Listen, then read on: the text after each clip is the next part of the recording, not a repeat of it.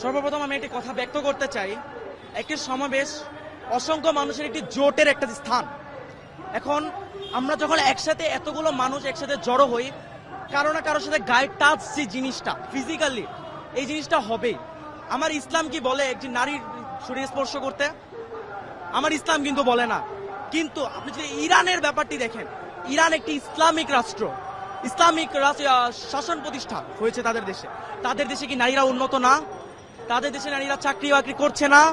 তাদের দেশ এতটাই উন্নত, তারা এতটাই শক্তি সম্পন্ন, তাদের ভিতরে ইসলামিক যে এতটা জ্ঞান ধারণা রয়েছে, তাদের আল্লাহর প্রতি ভয়ভীতি রয়েছে, তারা ডিরেক্টলি ইউএসএ এন্ড ইসরায়েলকে চ্যালেঞ্জ করতে পারে। কিন্তু বাংলাদেশকে বলেন, বাংলাদেশ তো ভারতের বিরুদ্ধে দাঁড়াতে পারবে না। কখন পারবে? যখন এই জামাতে ইসলাম এই দেশের জাতীয় সরকার গঠন করবে, তখনই যে একমাত্র পারবে। কারণ জামাতের যে প্রত্যেকটা নেতাকর্মী বলেন, এদের আসলে ভয় নেই। এরা ফাঁসির মঞ্চে হাসি মুখে দাঁড়াতে পারে। এরা খালি আল্লাহ ছাড়া কাউকে ভয় পায় না।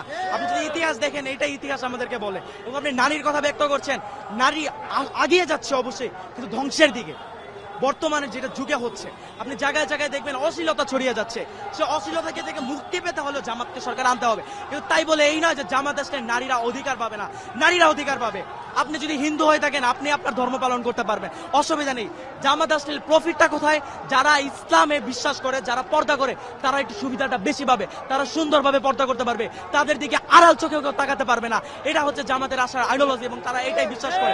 কিন্তু কোন নারী যে কর্মসংস্থানে যেতে পারবে না, এমন কোন কথা জামাত ব্যক্ত করে না।